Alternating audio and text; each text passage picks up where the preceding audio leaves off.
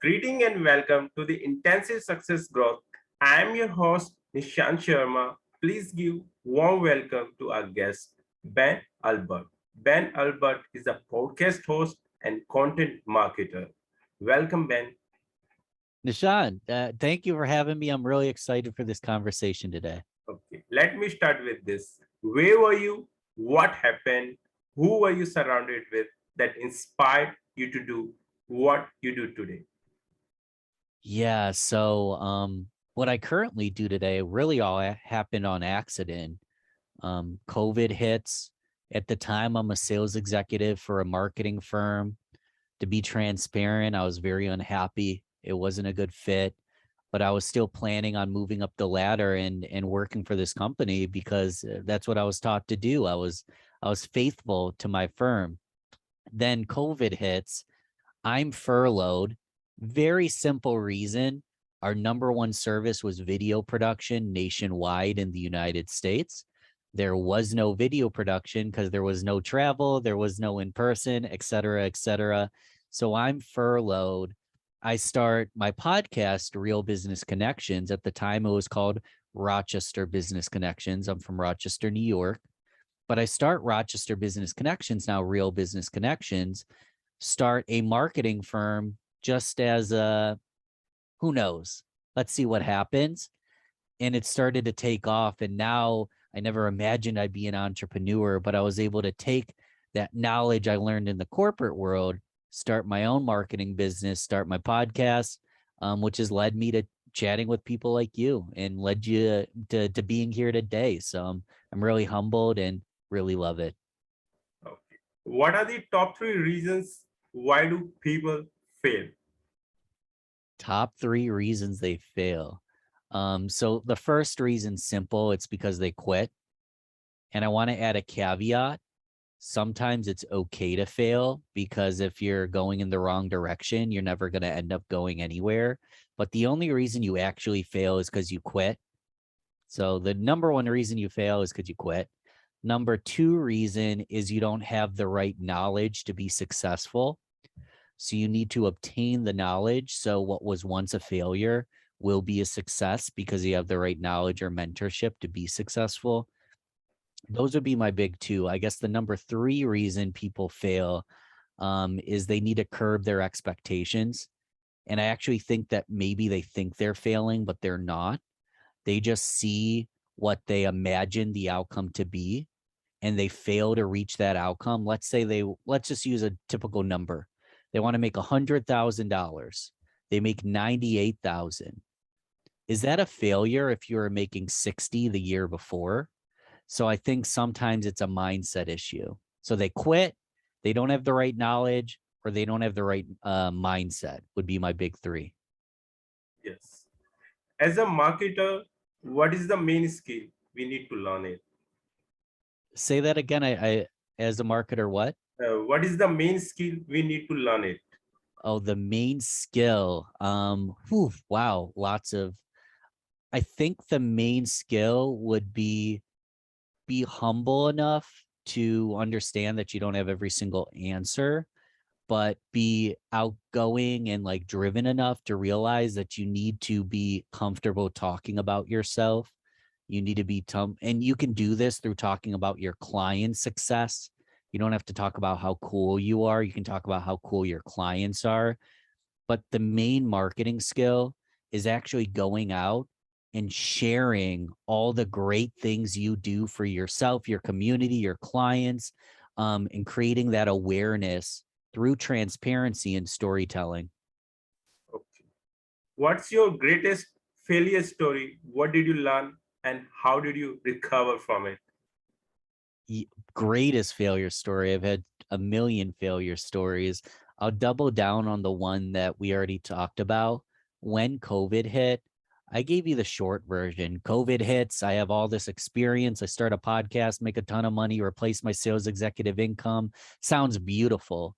But for the first 4 months, I was unemployed for the first time in almost 20 years, over 15 years.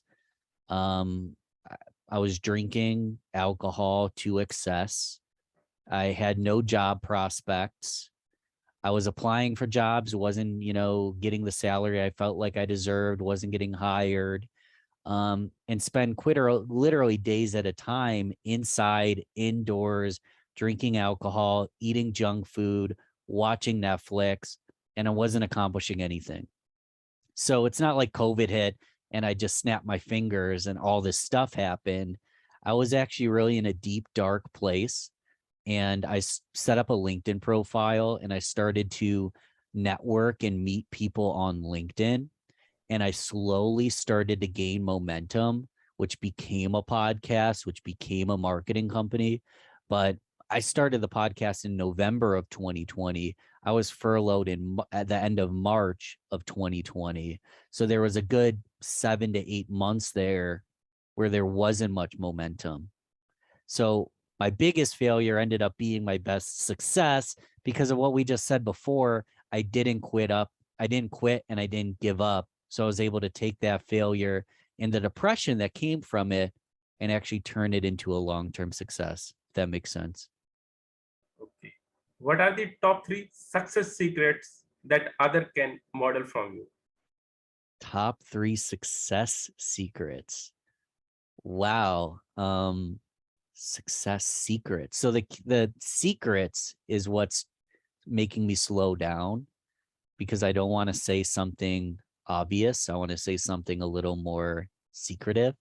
I think the number one secretive would be that there isn't a key to success.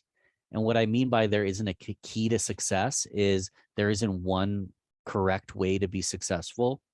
And what works for Nishant or Ben might not work for you. It's actually a combination lock. And we all have our own unique combination. So the key to success is to find your own combination. The secret to success is not just to emulate what other people are doing, but to find your own cheat code based on your life experience, your education, your mentorship, your gifts. Find your own combination. So I think that's the big one, that there isn't one secret or one key. It's a combination lock. I think that if you look at all the successful people, they usually own their morning or own their night. And even if maybe they have kids and it's hard to own their moment or own their night, they schedule time into their day for self work, self leadership. So when they show up for their clients and in a mission to impact millions, if not billions of people, they've worked on themselves. So I think creating habits to work on yourself is major. I think that's less of a secret. I think most people do that. Um, and I think the third secret I'd say to success is you get to define it. It is not defined by people on Instagram that are, farther along than you. They're not more successful than you. They're just more far along than you are today. You get to define your success, and it should be based on your combination lock, not theirs.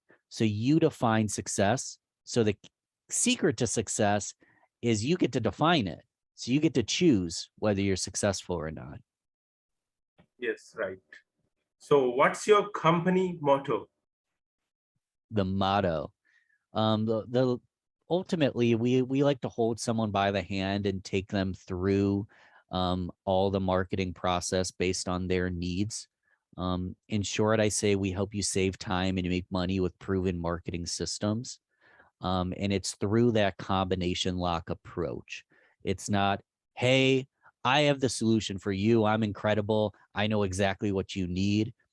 It's actually slowing down to see what someone needs, see what their combination is, see what works for them, and seeing how I can fit in that world. So it's very human to human approach.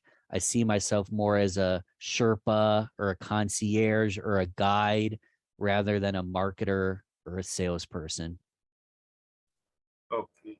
So, who is your ideal client? Ideal client is a growth oriented business person that's looking to achieve their dreams. And I intentionally do that with broad strokes because I've worked with small businesses with low budget And per DM, I've worked with them for free just to get them moving quickly because I like them. And then I've worked with larger corporate entities.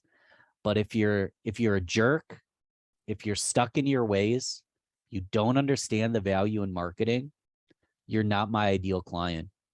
If you're growth oriented and hungry for more based on my services and your needs, it might be a good fit.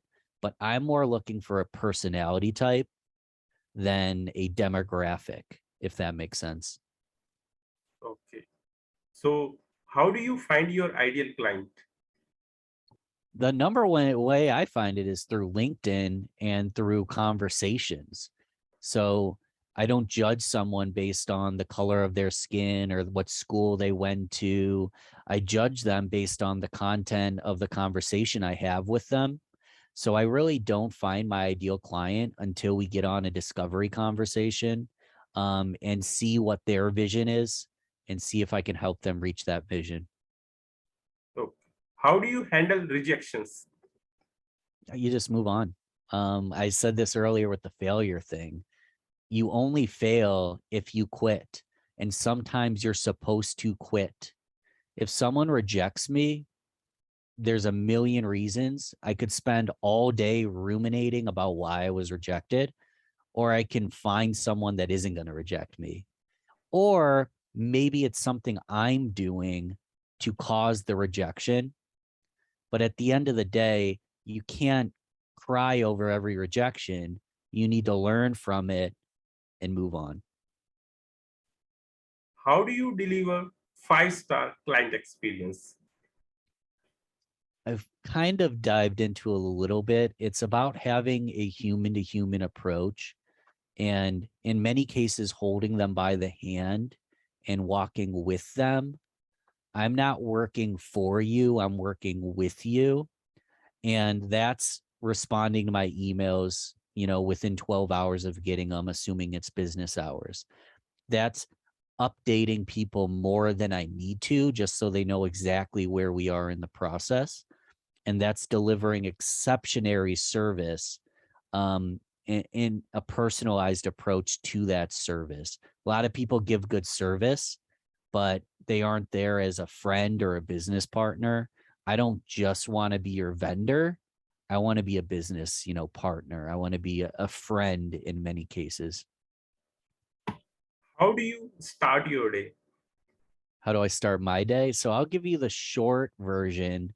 Um, I don't want to give people homework, but Hell Elrod's Miracle Morning is a great template.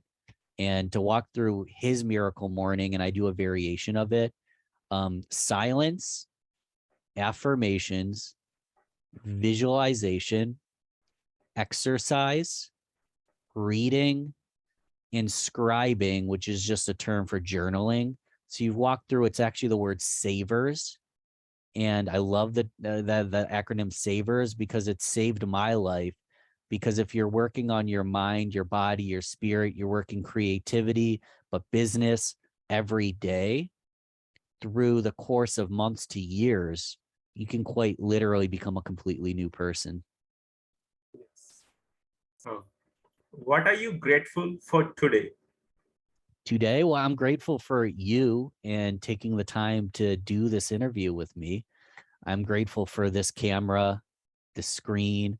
I'm grateful for the fact that I have an AC blowing towards me right now. And a lot of people don't have that luxury. A lot of people don't have the luxuries I have. I just named a bunch of things that cost money, Zoom, a screen, a blowing AC, a camera. I have it really good. So I could just look around this room and name things I'm grateful for because I have it so good, and some people don't. So tremendous amount of gratitude for what I've been given. Yes. How young are you? I am 31. You are not 31-year young. You are 18-year young with 13-year experience. Okay. Yes. Okay. Who is your living mentor?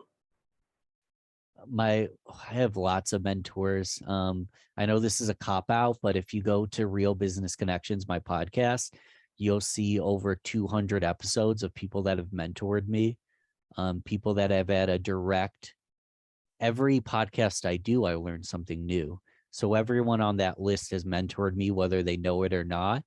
Brian Bogert, Bradley, Renee Rodriguez, Amberly Lago. These are all people specifically that have mentored me on a higher scale level. But my podcast is just a tribe of mentors. You learn something new from everyone you speak to. What advice you will give younger yourself? So I've thought about this question a lot because I've been asked it before. And I've realized that I'm just going to throw in the towel. My younger self wouldn't have listened. My younger self might have actually resented the fact I was trying to be preachy and give him advice. And my older self turned out just fine. So I wouldn't change a thing. I would just throw in the towel and just skip the opportunity, knowing that I would turn out fine in the long run. Yes, right. How can we support you? Yeah, I said it. Real Business Connections is the podcast. Just lend me your ears, lend me your time. I'm on a goal. I want to impact 1 million lives, one conversation at a time. And it's through a collective impact. It's about making a difference, one conversation at a time, one person at a time. So the best way to help me is to go help someone else. You can listen to my podcast, that would be great, but go help someone that you haven't spoke to in a while, or maybe they're in need. Go help them, and that's how you can help me. Okay. So, what would you like to say about your guest experience on this show? It's fun. It's they're tough questions in some cases. They're good questions. I know we had to reschedule a time or two, so I'm tremendously grateful we made the time, and I'd do it again if you'd have me. What's your final word? I'm just going to repeat what I just said. Go help somebody. In a lot of cases, you're like, who do I help? You could pick up your phone. You can go to your Facebook messages. You can go to your Instagram DMs. You can go to the bottom of your text messages, scroll down, and you're going to see names of people you love that you haven't spoken to in over a year. Reach out to that person, let them know you care about them, find a way to connect, and make the world a better place, one person at a time. Thanks, Ben, for sharing your wisdom with us on the behalf of our community and team. We really appreciate you. Until the next time, all good wishes to you. Appreciate you as well.